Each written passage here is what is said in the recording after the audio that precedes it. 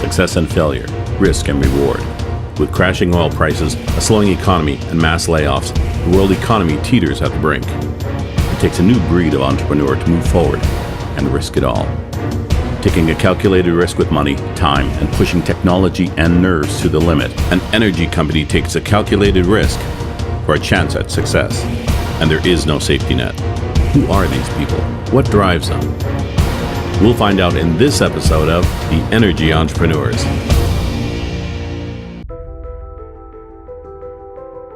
It takes guts to achieve glory, drive, determination, and the courage to take risks when no one else will. Innovators, trailblazers, and pioneers of industry don't hear the naysayers. Their heads are in the game, even when the playing field doesn't exist. They have the focus to keep their eyes on the prize, the steadfast belief in the dream, and the willpower to make it happen. These are the entrepreneurs. Calgary has always been a city of contrasts. An aggressive oil town in the center of a country known for its reserve.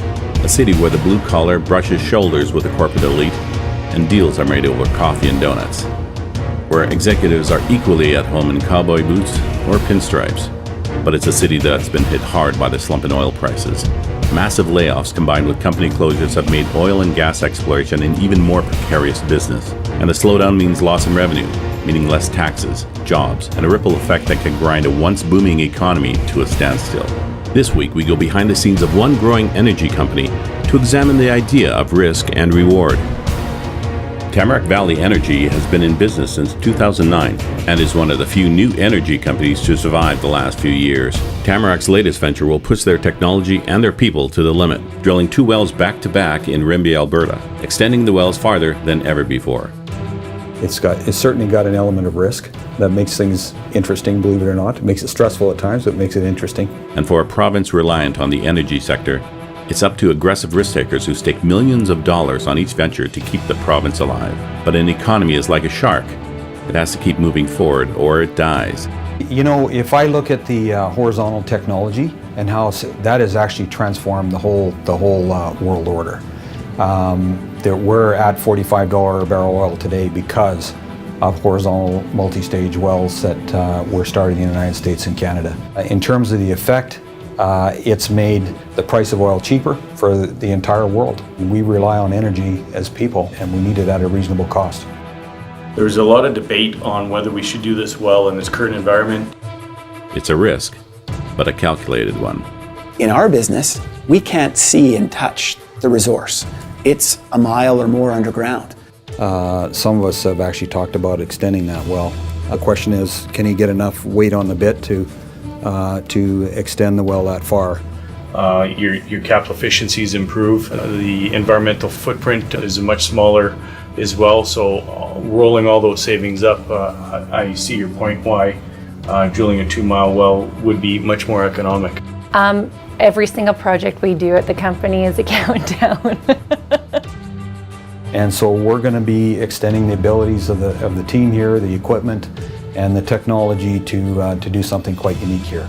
We're drilling, so we're down about 1,600 meters from surface and drilling around the corner and heading out 2 miles horizontally. So that's the well we're currently on, and we've got one that's right next door, same thing. So just for perspective, this is real time, what's going on in the field right now on the drilling rig, about 80 miles away. The whole idea in a low price environment is to get more with less. And so if we're able to extend these wells through more reservoir, we're going to get more production, more reserves out of a well for essentially less money. There's a lot of science behind this, but with anything that you do in the oil and gas industry, there's no guarantee. So there is a lot of risk. But on the other side, if it works, we've utilized some new technology that's going to set us apart from our peers. CEO Brian Schmidt knows all of this is necessary to keep the company ahead of the pack. If we're successful, it may very well be the viability of the company.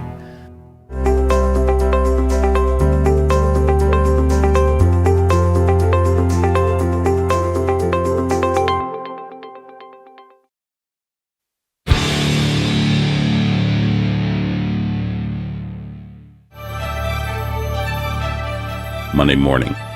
You won't find any titles on the doors here. You won't find executive assistants, a massive support staff. You won't find any extras here. Tamarack runs a lean operation with under 20 employees. Every office in the 31st floor of the downtown Calgary office building is put to good use. There's no deadwood here. Today, we've got basically every single office on this floor filled, and several people are doubled up. So we need a bit more space. The expectations to deliver are still there. Just because you've put 2 or 3 good quarters together, just because you've exceeded expectations and you're giving shareholders a rate of return, doesn't mean that you can sleep at night, because you're on to the next quarter and you have to continue delivering. Well, right now all the banks are renewing their loans, so every company's going through a review of their operations and how much cash flow they're generating, and that's information the bank needs to determine how much money they're going to lend. Credit is getting reduced everywhere, given the current environment we're in. Young guys getting in the oil business, they're better prepared to work long hours. We had pretty humble beginnings. We bought used office equipment, moved with a horse trailer into our office, and bought a cheap lease that only had 6 months left, so we knew we were all taking a significant amount of risk with that. And then we went to our first land sale, and first land sale we didn't have enough money, and so I convinced my wife we ought to take a lien on the house to go to the land sale. That was good land. It was purchased in Lock End, and we did drill it and drilled our first successful well on it. So it all worked out in the end, but I probably had underestimated the amount of risk that we took there in that whole venture to start. I'm not sure I would do that today, but nonetheless it was pretty exciting to come through that and get to where we are today at in around the 9,000-10,000 barrels a day. What does it take for a company to start a new venture during uncertain times? The greatest success stories feature a certain amount of risk, and the landscape is littered with those who failed. But if it pays off, it will mean proof of concept that can be replicated, and that means jobs, financial security, a stronger Alberta economy. The oil and natural gas producers contributed about $17 billion into general tax revenue and royalty payments. So depending on how those governments distribute those funds, it could go into hospitals, schools, social programming, all these different facets. So all Canadians are really benefiting from the energy industry.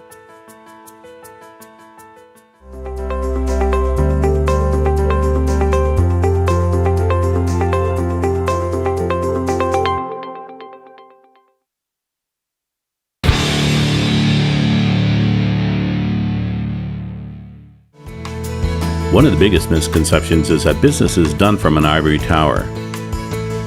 For a lean, hands-on oil company, a good portion of the work entails early morning drives to remote well sites. This means hours on the road to check on their biggest risk to date, the Rimbey wells. At the well site, vehicles are parked facing out for a quick getaway in case of a disaster. But there will be nowhere to hide from the potential downhole disasters as they attempt to drill 2 miles horizontally. Yeah, and I think we're all that much smarter from that first managed pressure. Originally forecasted to TD in 2 more days. With the slowdown, we might have 3 more days of drilling, and then probably 2 days to run pipe and get cemented and get skidded over to the second location. So, yeah. When we approved the well, what did we assume? So we signed the AFE for 15 days. 15 days, yeah. So we're about on. We're on target, yeah. I think on a cost perspective, I think we're tracking almost dead on. Hey, Don? Yes, we are. We're pretty close. A day of inspections and progress reports designed to head off any small problems before they become big problems. So this control panel at the heart of everything. You can see how close the controls are to the actual floor to watch what's going on. We'll be driving in and we'll be talking about some ideas, and then Kevin will take some ideas back to the office, and it really is that communication between what happens in the field and the office that really makes good things happen. In this field to start, you could drill wells that were 1 mile horizontal for about maybe 22 days. Now we're talking about drilling a 2 mile well, twice the horizontal length, in about 15 days. But when you're doing something for the first time, there's always things that you didn't expect to happen. if the bad thing were to happen and we actually got stuck in the hole and we could not recover our drill pipe, we've got very, very costly drilling equipment down there, the directional drilling equipment that allows us to determine which direction we're drilling.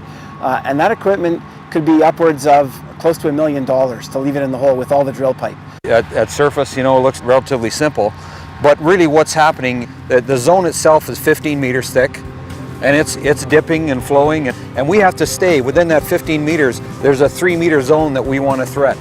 If we're not successful in staying in that zone, then the well doesn't produce. You might have a well in the rock, but it might be rock that's not producible.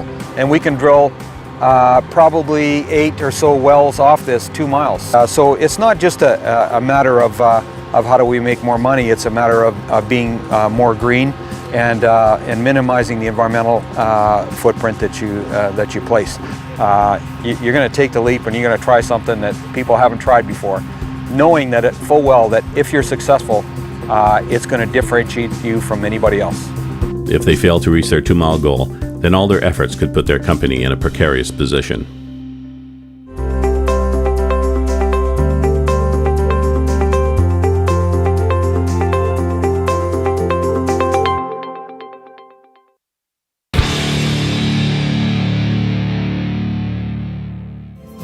So how do you grow in a challenging global market? Well, it's quite simple. First, you survey and outbid competitors for land with maximum potential. Then finance and drill several productive wells.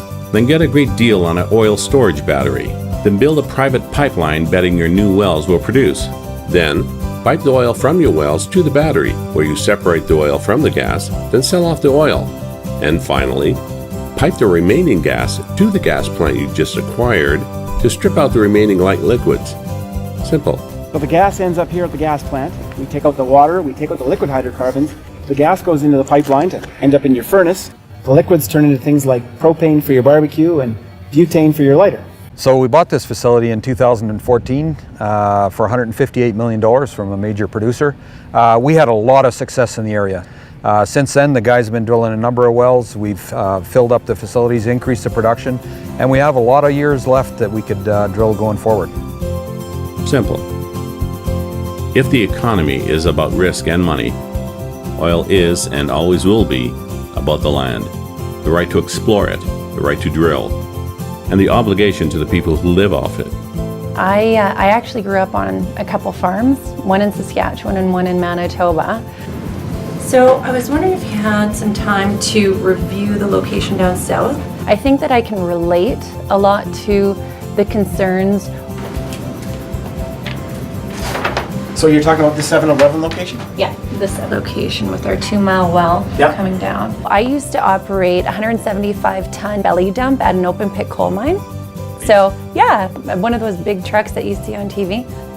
So, and I've operated combines. I understand it, like I get it. I've been out on the tractor day in, day out. I have a set of, say, numbers to go out with, to negotiate with. I would never take a set of numbers that I wouldn't negotiate with my dad. Walking the hallways of Tamarack, you'd be surprised at stories of humble beginnings and rural roots, of hockey coaches and passionate fishermen. I grew up around Stony Plain, Alberta. It's a farm country out there. I actually wanted to be a rancher. So I talked to my dad, and really the ranching business wasn't very good. I grew up on a farm in Stellar. We had a quarter section, just grain farmers, and it's like a hockey team. Your CEO is your coach. You've got role players on your team. Some are looking after protecting your net.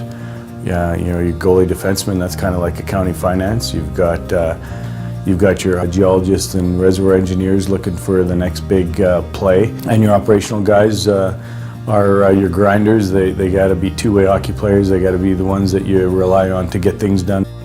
You know, I guess I'm a grinder.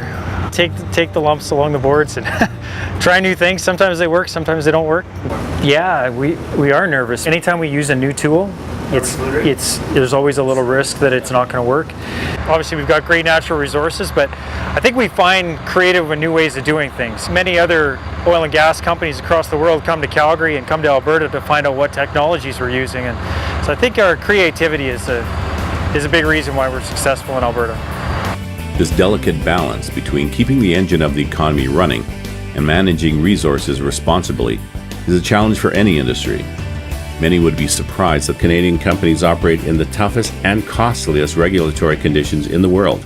Alberta has some of the strongest regulations in North America with regards to environmental protection and safety standards, which I think not a lot of people understand. They see a pump jack of the road and they don't understand that, if we're looking at that in Montana, it would look very different. So, anytime we put a well in, we want to make sure that we're able to not affect any animals or flora fauna in the area and get it back to its natural state at the end of the life of the well.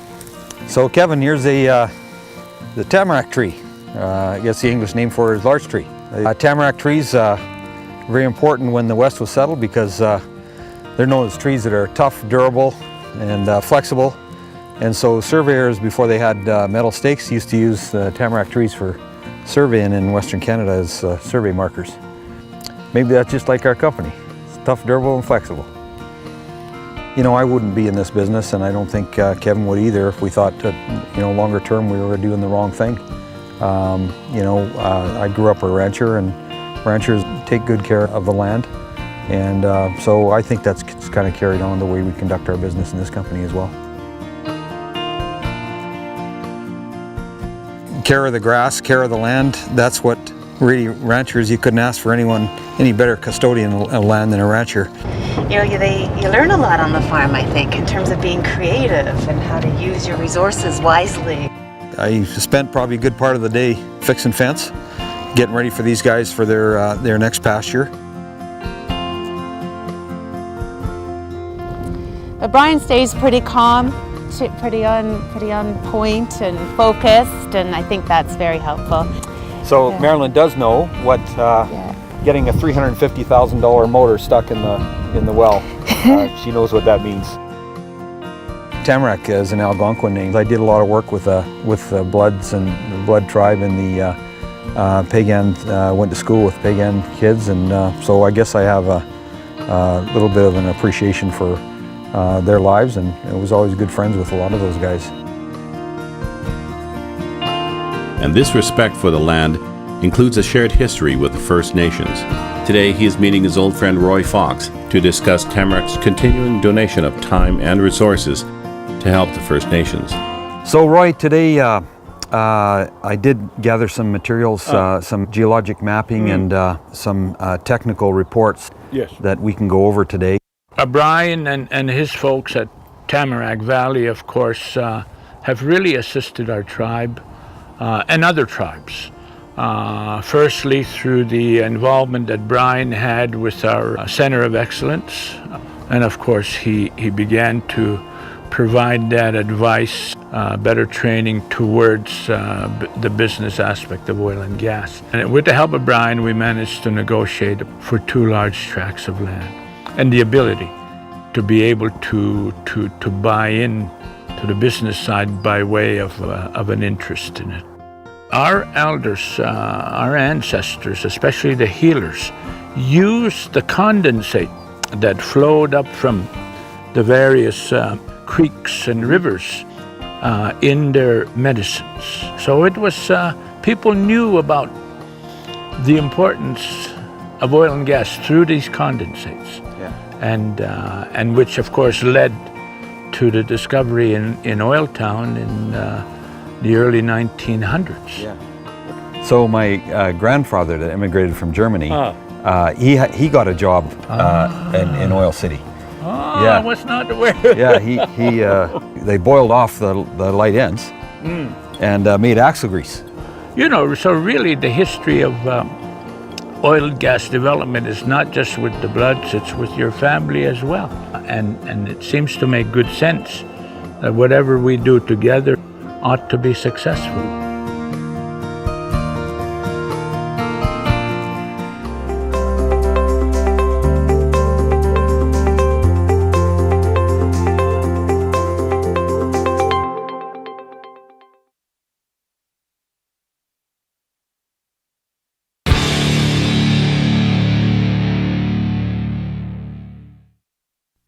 It's a long process to bring energy to your house, and for Tamarack, 2-year process that will spell success or failure.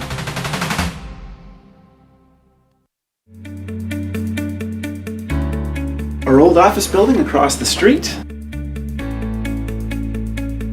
We did set a bit run record, which means the bit that we used on that second well, we drilled right from the heel of the well, right where we went horizontal, all the way to the toe, with one bit, non-stop, and we did it faster than we'd ever drilled that much hole before. It doesn't mean to say we don't have some things to work on, but we're very, very pleased. So we're on flow back with the wells right now, and what this means for the company going forward is huge, because accessing more rock with lower cost is the driver for why we did this, and we've accomplished that.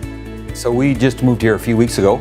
Everybody's pretty excited about it. I'm not all unpacked, and everyone's still getting settled and getting used to our surroundings. There's no wasted space, big foyers and that sort of thing. And again, that sets the tone for the company.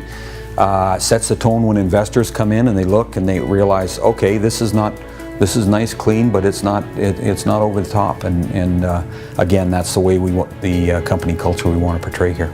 Risk, reward, success, or failure. This is really what being an entrepreneur is all about. Society rewards those who risk it all, but there is no risk for those who know the price of failure. That's the industry we live in. There's a lot of winners and losers, and you do get rewarded with all kinds of little gifts along the way if you are able to survive. The reward of taking a risk is that Tamarack Valley can find new places to use this cutting-edge technology. So I hope to see another acquisition, hopefully by year end. I want to see these guys drill a couple more 2-mile wells. I want to put some wells in the new assets that we've acquired. And so right now the guys are working up plans on how we could expand this idea.